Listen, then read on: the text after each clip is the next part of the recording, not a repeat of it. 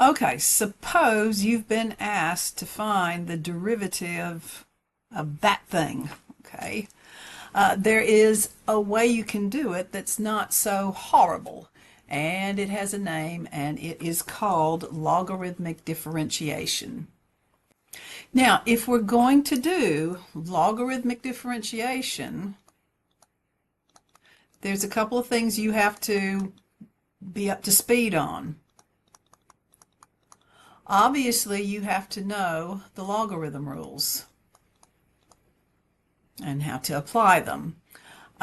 You will, especially with the quotient rule here. I can see the quotient rule coming up.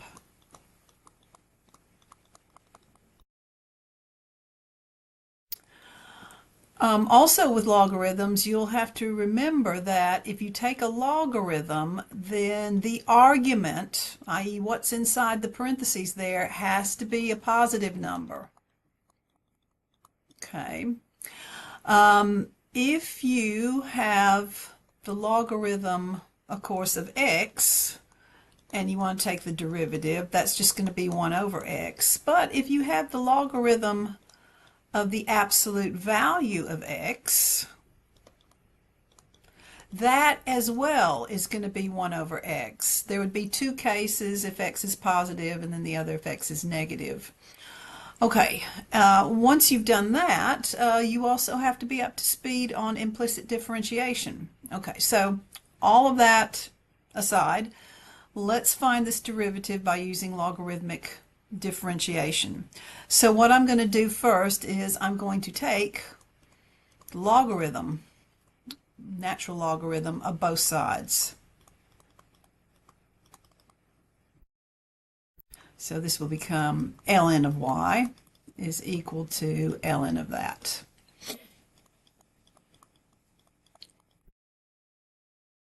Okay. Now, I'm going to apply the quotient rule of logarithms to this.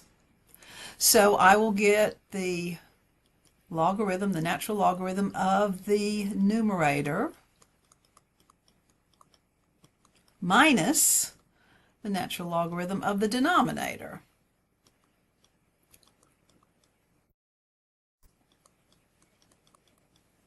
Okay. Now I can apply the product rule of logarithms to this one. So I'm just doing a bit of copying there. Now you got to be careful because this is fixing to break into two logarithms. So the product rule says it will be the logarithm of the first product then plus the logarithm of the second thing there in the product. Okay. Now I'm going to put that negative sign through the curly brackets, which a lot of students will forget, and of course that's going to make your answer wrong if you forget that.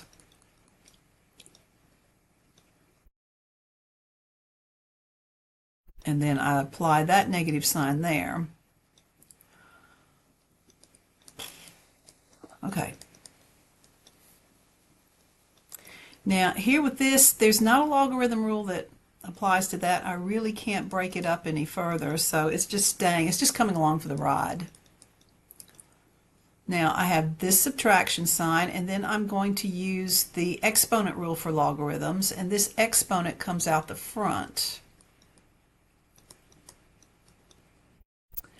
Now here I'm going to take this power of 2 outside. But when I take this power of 2 outside, I have to have the absolute value. Now, why did I have to have that? Because sine squared will always be a positive number. But when I'm taking this power outside, sine itself could be a positive or negative number, and sine squared is positive. You have to have a logarithm of a positive number. So this is why I'm leaving that in there. Having to put in absolute value symbols. Now I'm going to use the power rule, and I'm going to bring that 2 out the front.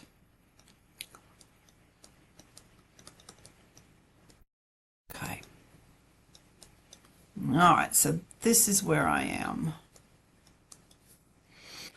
Okay, now I am going to differentiate term by term in here. Oh no, I can make that a little bit prettier.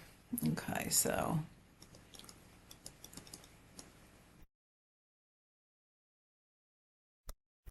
now the minus signs cancel, so I'm left with plus x, and then ln of e is just the number 1. The natural logarithm of e is just the number 1. Okay, now I am ready to differentiate term by term. So, if I'm going to differentiate with respect to x, so WRT with respect to x,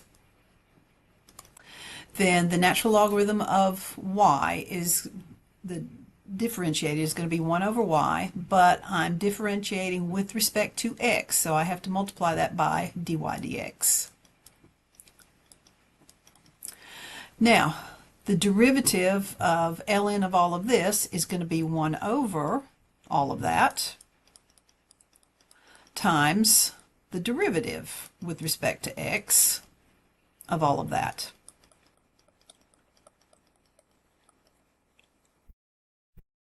The derivative of x with respect to x is just 1. Then I'm going to have minus 2.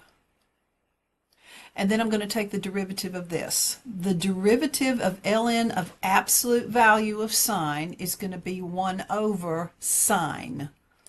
Don't need the absolute value anymore. Then times the derivative of sine x.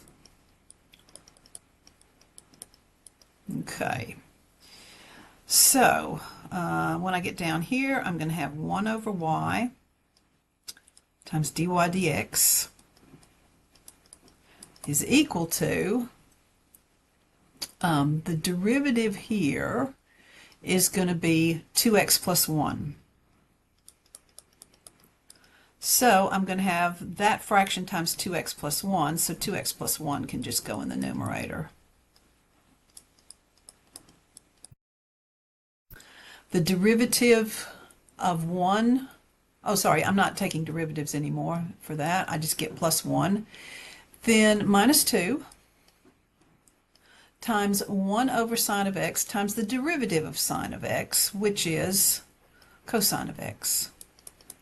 And 1 over sine x times cosine of x is cosine of x over sine x. But cosine over sine is cotangent.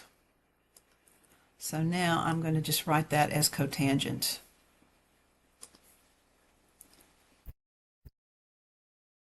Okay. Now, what were we meant to find? We were meant to find that. I nearly got it there, don't I? I just have 1 over y times that. So, I am going to multiply both sides by y.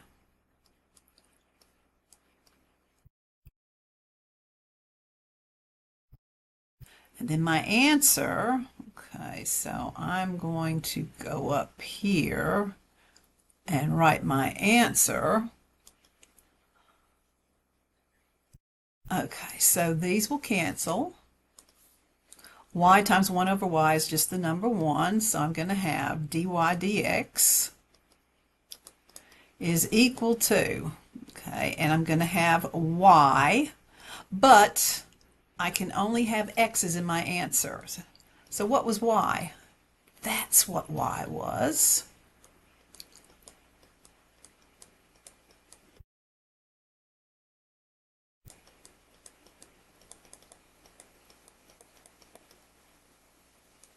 So I've got y, then times all of this.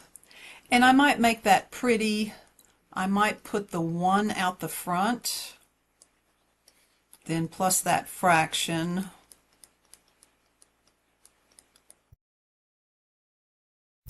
And then minus 2 times cotangent of x. And just fit it in there. Okay, so after all of that, this is my answer. Okay, so it took a while, but we got there in the end. So thanks for watching. I'll have some other videos out using logarithmic differentiation, and hopefully it'll help you out some more.